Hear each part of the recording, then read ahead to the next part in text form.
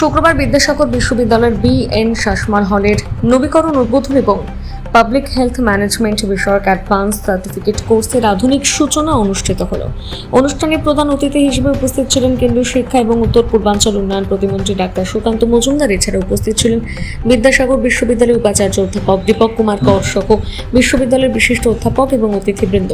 অনুষ্ঠানে যোগ দিয়ে সাংবাদিকদের মুখোমুখি হয়ে ডাক্তার সুকান্ত মজুমদার রাজ্যের শিক্ষা ব্যবস্থার বর্তমান পরিস্থিতি নিয়ে তীব্র সমালোচনা করেন। তিনি বলেন, শুধু একটি জেলা নয়, গোটা রাজ্যের স্কুলগুলোর পরিকাঠামোগত অবস্থা অত্যন্ত খারাপ। তার দাবি, পূর্বতন সরকার স্কুলগুলোর জন্য প্রয়োজনীয় ফান্ড বরাদ্দ করেনি, এমনকি স্কুলগুলোতে চক ও ডাস্টার কেনার মতন সামান্য অর্থ পৌঁছত না। পাশাপাশি তিনি অভিযোগ করেন, কেন্দ্র সরকারের বিভিন্ন শিক্ষা সংক্রান্ত প্রকল্পের অর্থ গ্রহণের ক্ষেত্রে আগ্রহ দেখানো হয়নি। তিনি আরও জানান, রাজ্যের মুখ্যমন্ত্রী শুভেন্দু অধিকারী ইতিমধ্যে কেন্দ্র সরকারের পিএমসি স্কুল প্রকল্পের চুক্তিতে সম্মতি দিয়েছেন।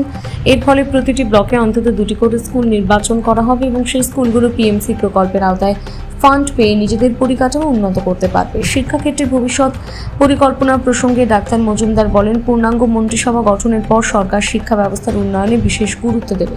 প্রতি বছর নিয়মিত এসএসসি পরীক্ষা হলে কলেজগুলোতে শিক্ষক নিয়োগ বৃদ্ধি পাবে এবং ছাত্রছাত্রীদের মধ্যে শিক্ষার পরিবেশ আরও উন্নত হবে বলে তিনি আশাবাদী। তিনি অভিযোগ করেন, গত 15 বছরে রাজ্যে সঠিকভাবে এসএসসি পরীক্ষা নেওয়া হয়নি এবং সেখানে দুর্নীতির অভিযোগ উঠেছে। তিনি স্পষ্টভাবে জানান, ভবিষ্যতে স্বচ্ছ দুর্নীতিমুক্ত নিয়োগ প্রক্রিয়ার উপর জোর দেওয়া হবে, কোনো রাজনৈতিক সুপারিশের ভিত্তিতে চাকরি দেওয়া হবে না বলে মন্তব্য করেন তিনি। একাডেমিক ফলাফল এবং লিখিত পরীক্ষায় বেশি গুরুত্ব দেওয়ার কথা বলেন তিনি। এর পাশাপাশি তিনি বলেন, আগামী দিনে কলেজগুলোতে সময় উপযোগী এবং স্কিল বেসড কোর্স চালু করা অত্যন্ত প্রয়োজন। নতুন জাতীয় শিক্ষানীতির সঙ্গে সামঞ্জস্য রেখে আধুনিক ও কর্মমুখী শিক্ষার উপর জোর দেওয়ার আহ্বান জানান কেন্দ্রীয় প্রতিমন্ত্রী Sukanta Majumdar.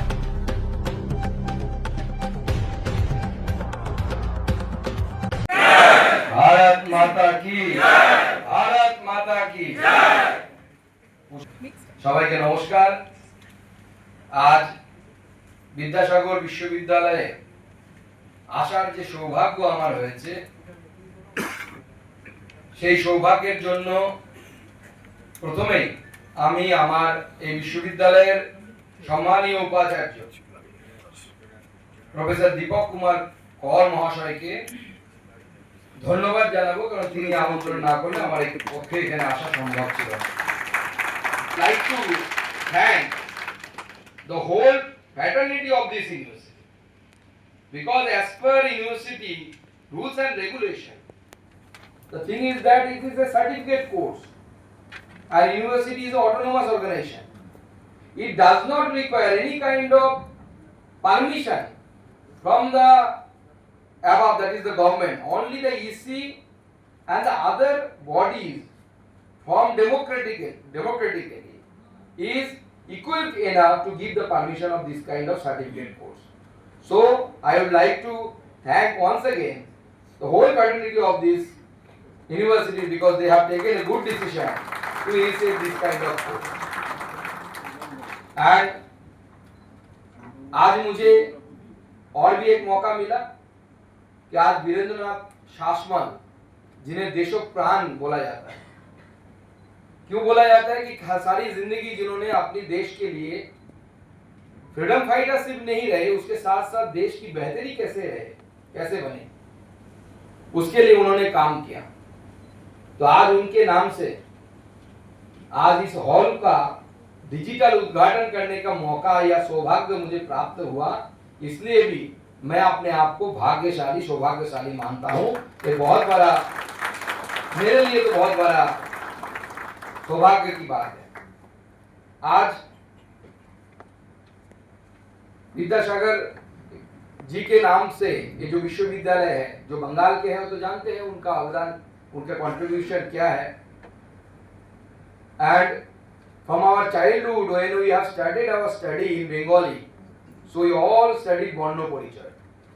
Without Borno Porichoy, that is just the beginning of the alphabet, or as we learn in our childhood, it is the beginning of the Bengali language learning for any child. And without this book, it was quite impossible for the Bengalis to learn their mother tongue. So he has contributed a lot in the history of this country. Not only so, as we have observed, the several social reforms made by the Ishwar Chandra Vidyasagar. And the most important thing, what I feel, that in this world, in this whole world, in several parts of this world, the people like Ishwar Chandra Vidyasagar and the other, those arrived and they have served their motherland, they have initiated some kind of reforms throughout the world. But what is different in case of Ishwar Chandra Vidyasagar?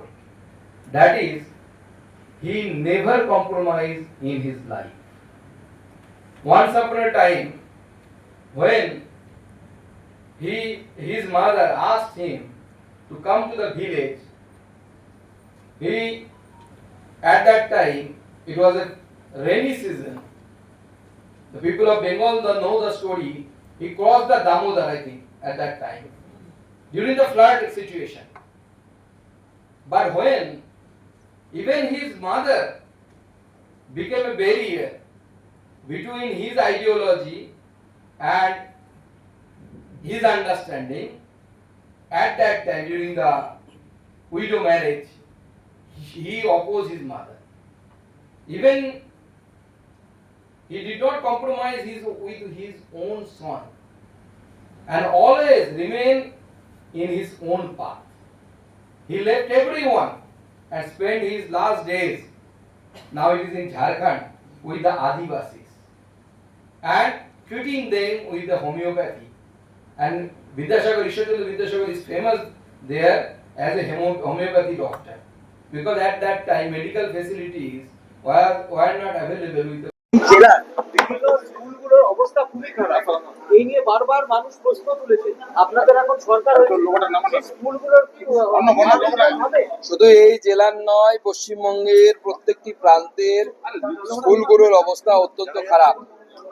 আপনারা জানেন যে পূর্বতন যে রাজ্য সরকার ছিল, সেই রাজ্য সরকার নিজেরা তো ফান্ড দেয়নি, শেষের দিকে চক ডাস্টার কেনার টাকা পর্যন্ত পৌঁছতে পারতো না স্কুলগুলোতে। উপরন্তু তারা কেন্দ্র সরকারের ফান্ডগুলো নেয়ার কোনো চেষ্টা করেনি। অলরেডি আমাদের রাজ্যের মুখ্যমন্ত্রী মাননীয় শুভেন্দু অধিকারী কেন্দ্র সরকারের সাথে পিএমসি স্কুলের যে চুক্তি, সেই চুক্তিতে সম্মতি দিয়েছেন এবং আধিকারিকরা সেই চুক্তি হয়েছে। অতএব প্রতি ব্লকে দুটো করে স্কুল নির্বাচন কমসে কম এই পিএমসির মাধ্যমে হবে এবং তারা পিএমসির আওতায় ফান্ড পাবে এবং তারা নিজের স্কুলের ইনফ্রাস্ট্রাকচারকে উন্নত করতে পারবে। পরবর্তী সময় আমাদের পূর্ণাঙ্গ সরকার অর্থাৎ মন্ত্রিসভার পূর্ণাঙ্গ গঠন হয়ে যেতে দিন, তারপরে আমাদের সরকার শিক্ষাক্ষেত্রে অবশ্যই বিশেষভাবে নজর দেবে। জেনারেল কলেজগুলো দিনে দিনে ছাত্র ভর্তি একদম তলানিতে ঠেকেছে, কোন রকম নিয়োগ নেই শিক্ষাক্ষেত্র থেকে বিভিন্ন জায়গায়, যার ফলে সাধারণ কলেজগুলোতে পড়াশুনো ইচ্ছে ছিল না, বাইরে কাজে চলে যাচ্ছে। সরকারের পরিবর্তন হয়েছে, স্কুল কলেজ এবং এইগুলোর প্রতিক্রিয়া আপনাদের? দেখুন, প্রথমত হচ্ছে প্রতি বছর নিয়মিত যদি স্কুল সার্ভিস কমিশন হয় তাহলে পরেই দেখবেন কলেজগুলোতে অনেকটা জোয়ার বাড়ে। এখন ভাটা চলছে, কারণ 15 বছরে এই রাজ্য সরকার স্কুল সার্ভিস কমিশন পরীক্ষা নিতে পারেনি, যতটুকু নিয়েছে তার মধ্যে দুর্নীতি ধরা পড়েছে। আমাদের সরকার একদম স্বচ্ছভাবে নেবে এবং কারো কোনো রেকমেন্ডেশনে কেউ চাকরি পাবে না, আমি স্পষ্ট বলে দিচ্ছি। আমাদের বিধায়কদের রেকমেন্ডেশনও পাবেন না এবং আমরা সব জাস্টিফাইড ওয়েতে করতে চাইছি, অর্থাৎ ভাইভাতে 20 নাম্বারের মতো অত নাম্বার না দিয়ে কম নাম্বার দেওয়া, একাডেমিক্স এর উপর মার্কস রাখা এবং পরীক্ষার উপর সব থেকে বেশি গুরুত্ব দেওয়া, এই সমস্ত বিষয়কে একসাথে নিয়ে আমরা কাজ করব এবং তার ফলে কলেজগুলো আগামী দিনে অনেকটা ছাত্রছাত্রী পাবেন বলে আমার মনে হয়। এর সাথে সাথে কলেজগুলোকে আগামী দিনে সময়ের সাথে সঙ্গতিপূর্ণ কোর্সেস চালু করতে হবে। এখন যেভাবে পৃথিবীতে শিক্ষা ব্যবস্থার পরিবর্তন হচ্ছে, সেই জন্য কোর্সেস নতুন ধরনের যেগুলো স্কিল বেস কোর্সেস, সেই কোর্সেস গুলোকে ঢোকাতে হবে। হয়ে গেছে?